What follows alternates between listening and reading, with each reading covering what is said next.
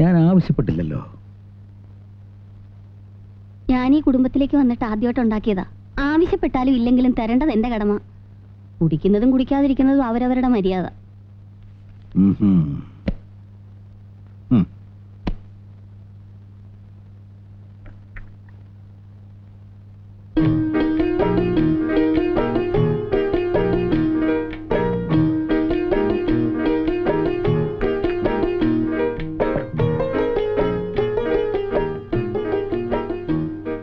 One minute.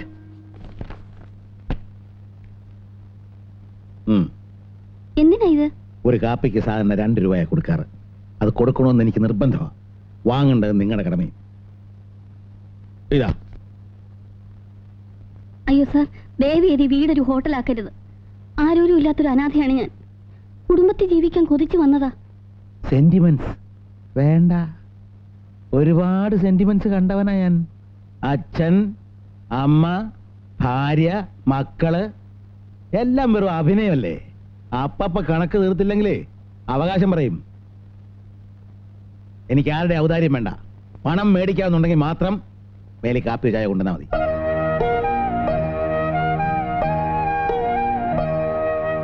One minute. അതെ, ഇനി മുതൽ ഹോട്ടലിൽ നിന്ന് ആഹാരം കഴിക്കണമെന്നില്ല. ഞാൻ ഇവിടെ ഉണ്ടാക്കാം. സമയമാകുമ്പോൾ ഡൈനിങ് ഹാളിലോട്ട് വന്നാൽ മതി. പിന്നെ സാധാ ഊണ് 5 രൂപ, സ്പെഷ്യൽ ഊണ് 10 രൂപ. റൂമിൽ കൊണ്ടുവന്ന് വിളമ്പി തരണമെങ്കിൽ 15 രൂപയാവും.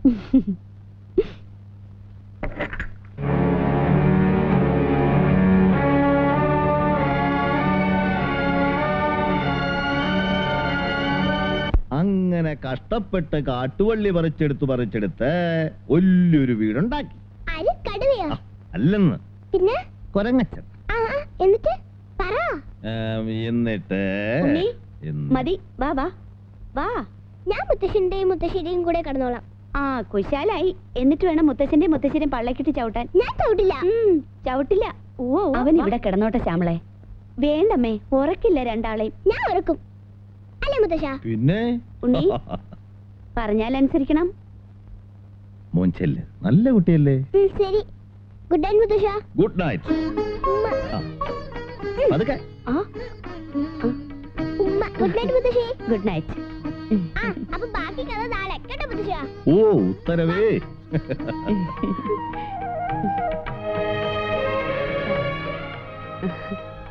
എന്തു നുണക്കഥയായിരുന്നു. മുത്തച്ഛനും കൊച്ചുമോനും കൂടി. കൊരങ്ങച്ചൻ വീടുണ്ടാക്കിയ കഥ. ഓ, കാടുവെട്ടി വീടുണ്ടാക്കിയിട്ടേ എന്റെ പൂപ്പ നാട്ടിലെന്തിന് ചാടി നടപ്പൂ നീ. കുടിക്കേ.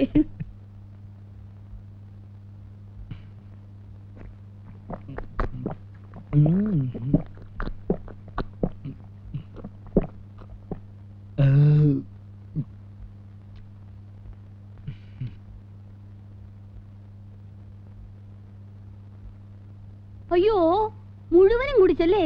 സന്തോഷായില്ലേ? പിന്നെ സന്തോഷം കൊണ്ട് എന്റെ കണ്ണങ്ങ് നിറഞ്ഞു പോയി. എന്നാ ഈ ഗ്ലാസ് മുടങ്ങ് തിന്നു. അയ്യോ വേണ്ട, വായ മുറിയും. അയ്യോടാ, ഒരു തുള്ളി പോലും ബാക്കി വെക്കാതെ മുഴുവനും ഒന്ന് കുടിച്ചു. പകുതി എനിക്ക് അങ്ങനൊന്നും അറിഞ്ഞോളേ. അയ്യോ, ഞാൻ മറന്നു കേട്ടോ.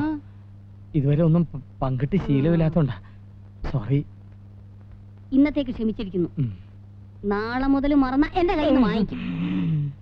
പേടിച്ചോ? ഇല്ല, പേടിക്കുമായിരുന്നു. എന്തിനാ ഇങ്ങനെ വേറൊരാൾ കുടിച്ചെന്റെ പാതി കുടിക്കണേ? വേറൊരു ഗ്ലാസ് എടുത്ത് അതിൽ കുറച്ച് പാലൊഴിച്ച് സ്വയം കുടിക്കാലോ. മേനോ, നിങ്ങൾ പറഞ്ഞു കേട്ടില്ലേ? ഇന്ന് മുതൽ നമ്മൾ രണ്ടല്ല, ഒന്നാ. സുരേന്ദ്രൻ പാതി, ഈ സ്വയംപ്രഭ പാതി.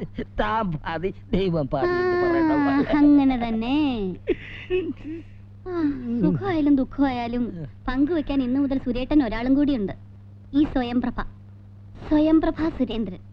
എന്റെ സ്വയം.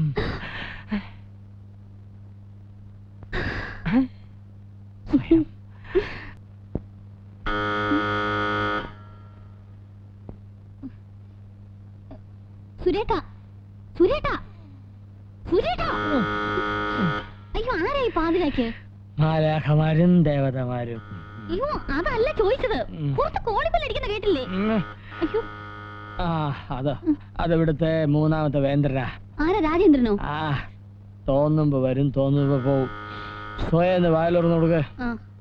പിന്നെ അച്ഛന് കൊടുത്തോലെ നല്ല 2 ഡോസ് അവനും കൊടുത്തേക്കാം. Done. ഉം. ഉം.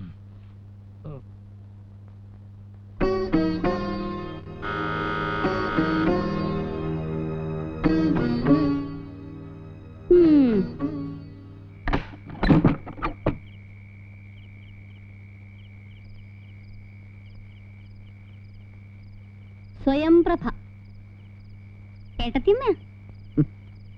ആ കേറാൻ വരട്ടെ. ഇപ്പൊ സമയം എത്രയെന്നറിയോ? അതെ, കോളേജ് വിട്ടിട്ട് എവിടെ ചുറ്റി നടക്കുമായിരുന്നു ഇത് കോടതിയൊന്നുമല്ലല്ലോ. എന്ന് കരുതി തോന്നുമ്പോ ഒന്ന് കേറാന്നു. പിന്നെ ഈ ഏട്ടത്യം വേണമെന്നുള്ള അധികാരം എന്നോട് കാണിക്കണ്ട. എന്നെ അങ്ങനെ ആരും ഭരിക്കുന്നത് എനിക്ക് ഇഷ്ടമല്ല. അയ്യോ വേണ്ടായേ. പക്ഷെ ഞാനും എന്റെ ഭർത്താവും കൂടെ ഒരു കുടുംബമായിട്ട് താമസിക്കുന്ന സ്ഥലമായത്. പച്ച പാതിരാക്കി വന്ന് ഇങ്ങനെ കിറോ ബെല്ലടിക്കുന്നതേ ഞങ്ങൾക്ക് ഇഷ്ടമല്ല. മാത്രമല്ല, പ്രായമായ ഒരു മനുഷ്യനെ ഉറക്കത്തിൽ ഉപദ്രവിക്കാൻ ഞാൻ അനുവദിക്കുകയില്ല. ആ, ഇന്നത്തേക്ക് ക്ഷമിച്ചിരിക്കുന്നു. നാളെ മുതൽ 10 മണിക്ക് മുമ്പ് എത്തിയില്ലെങ്കിൽ വരാന്തേ കിടക്കേണ്ടി വരും. കേറിയാട്ടെ. അതെ, സുഖമായിട്ട് കയ്യും വീശി അങ്ങ് പോവാണോ? എന്നാ വാതിലടച്ച് കുറ്റിയിട്. ചെല്ലേ.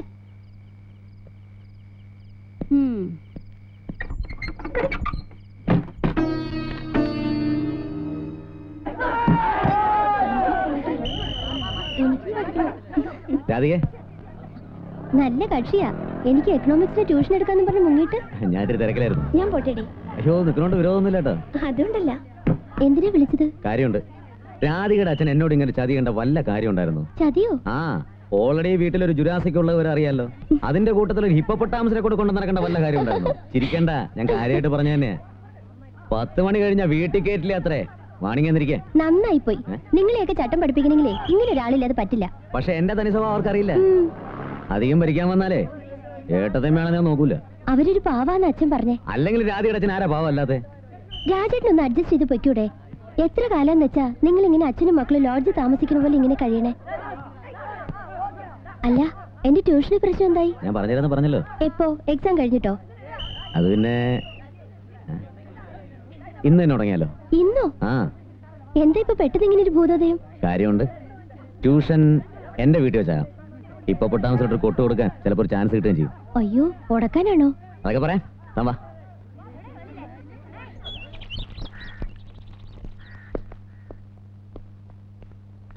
വാ.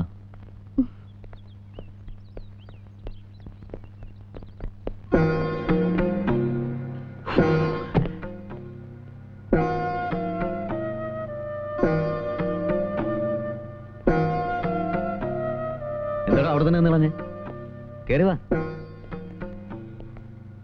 പേടിക്കണ്ട, ഇരിക്ക്. അവര് വന്ന് എന്തെങ്കിലും പറയും, അതിനു വേണ്ടി തന്നെ ഞാനും കാത്തിരിക്കുന്നത്. ഇരിക്ക്. എന്തായാലും എക്കണോമിക്സിന് തന്നെ പാസ്സായി കിടക്കുന്ന കാര്യം ഞാൻ ഏറ്റു. പോരെ? എന്താ ഏതായി കുട്ടി?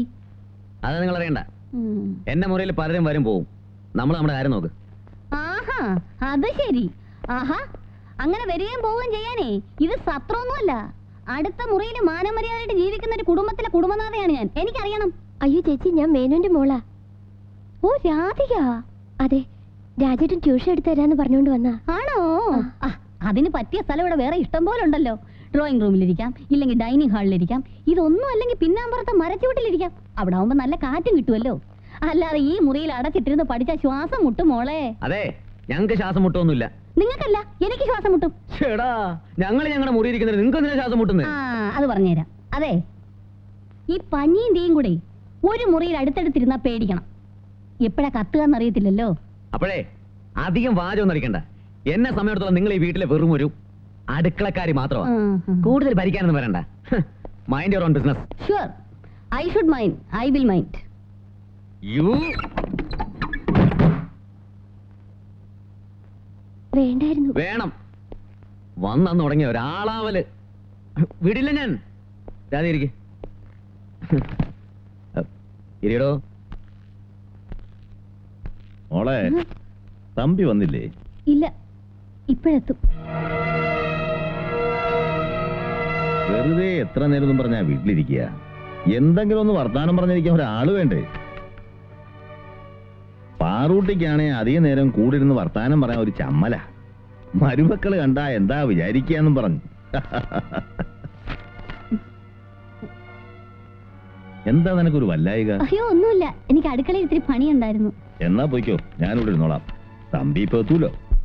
ഞാൻ പോട്ടെ രാജേട്ടാ, കോൺസെൻട്രേറ്റ് ചെയ്യാൻ പറ്റണില്ല. അവരെ പേടിച്ചിട്ട്? അതുകൊണ്ടല്ല, വീട്ടിൽ പറഞ്ഞിട്ടില്ല. ശരി.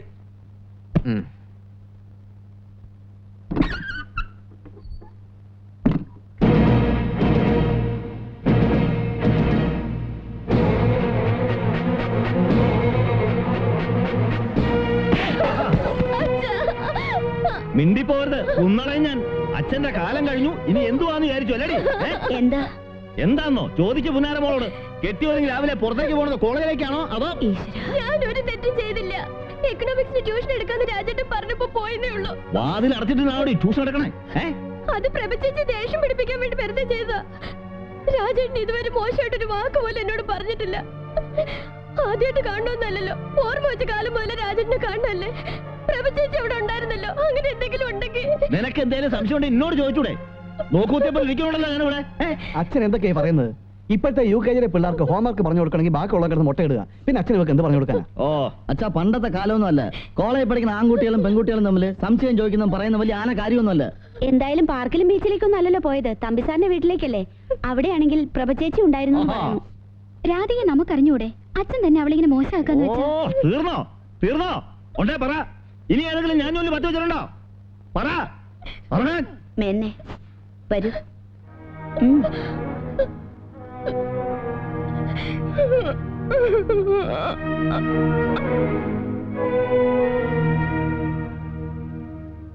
ഇങ്ങനെ ബഹളം ഉണ്ടാക്കേണ്ട കാര്യമുണ്ടോ? പിന്നെ ഒരു ചെറുപ്പക്കാരനെ മുറി നിറങ്ങി വരണണ്ട, പൂട്ട് തൊടണം.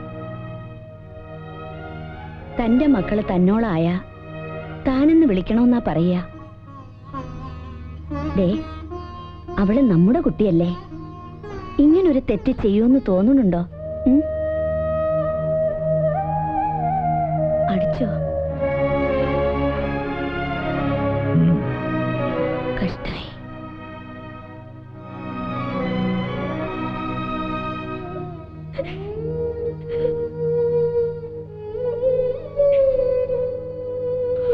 മോളെ,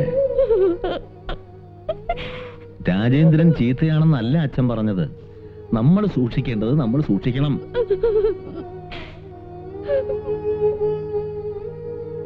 നിനക്ക് പറഞ്ഞുതരാനുള്ള പഠിപ്പൊന്നും അച്ഛനില്ല. പഴയ മെട്രിക്കുലേഷനാ.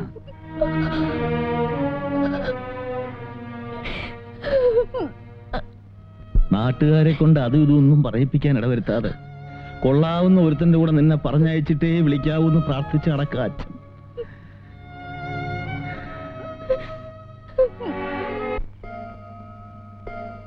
മണി 10 എന്താ പറ്റിയേക്കണാവോ? അമ്മേ, ദേ വരുന്നുണ്ട്. കൂടുതൽ എന്താ പറ്റിയെന്നാ തോന്നണേ. ചില്ലറ വെയിറ്റ് ഒന്നും അല്ല. എന്റെ ഈശ്വര, എന്ത് പറ്റി? ഒക്കെ ഇവിടെ തന്നെ വിശദീകരിക്കണോ? ഏട്ടൻ പൊയ്ക്കോ, ഞങ്ങൾ വെച്ചോളാം. പിടിക്കച്ച. ബാക്ക് വീല് സ്റ്റക്കായിന്നാ തോന്നണേ. അയ്യോ, അവൻ ആകെ ദേഷ്യം പിടിച്ച് പോയിരിക്കാ. ചെന്ന് വല്ലതും വിളമ്പിക്കൂടെ? വണ്ടിക്ക് എന്താ പറ്റിയത്? പറ്റിയതല്ല, പറ്റിച്ചതാ. എന്താന്ന് പറ. അതൊക്കെ പിന്നെ പറയാം. അയ്യോ, ഇവിടെ തിരുമ്മിയ മോളെ. ശരിയാ, വല്ല പിണ്ണ തലയോട്ടൊന്ന് ആവി പിടിക്കണം, അല്ലെങ്കിൽ കൈ പോക്കാൻ പറ്റില്ല. നീ ഒന്നും തിരുമ്പി തരണേ. എന്താടി ഓടാ അവിടുന്ന്. അച്ഛൻ പറഞ്ഞോണ്ട് ഒന്നും ചെയ്യുന്നില്ല. അയ്യോ, അവിടെ എവിടെയാ? അവിടെ അവിടെ. പട്ടികൾക്കൊക്കെ നല്ല പോരായി. കുറച്ച് കുറച്ച് കൊതി തീർന്നിട്ടുണ്ടാവും. 4-5 കിലോമീറ്റർ തള്ളി തള്ളി മനുഷ്യന്റെ ഊപ്പാട് വന്നു പോയി. വണ്ടിയല്ലേടാ, ചിലപ്പോ അങ്ങനെയൊക്കെ ഉണ്ടാവും. അതല്ലമ്മേ, ഞാനെന്തിനാ ഇനി ദിവസം അങ്ങോട്ടും ഇങ്ങോട്ടും ഇങ്ങനെ വണ്ടി ഓടിക്കണേ? പിന്നെ ജോലിക്ക് പോണ്ടേ? വണ്ടി ഓടിച്ചോടിച്ച് ചങ്ക് ഇറങ്ങി തുടങ്ങി. ബസ്സിൽ പോവാൻ ബുദ്ധിമുട്ടാണെന്ന് പറഞ്ഞോണ്ടല്ലേ അച്ഛൻ വണ്ടി മേടിച്ചു തന്നത്? അതുകൊണ്ട് എന്താ കാര്യം? വണ്ടിയുടെ അവസ്ഥ കണ്ടില്ലേ? ഇത്ര നാളും അങ്ങനെ തന്നെ അല്ലേടാ പോയത്? ഇത്രയും നാളെന്ന് പറഞ്ഞാ അച്ഛൻ ഇവിടെ ജോലി ഉണ്ടായിരുന്നു. ഇപ്പൊ അച്ഛന് ജോലി ഇല്ലല്ലോ.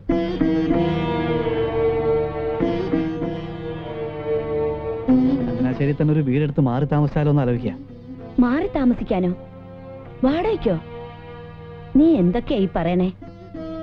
വാടകയ്ക്കല്ല, പിന്നെ പറ്റിയൊരു വീട് വാങ്ങിക്കോ പണിയോ എന്തെങ്കിലും ചെയ്യാം.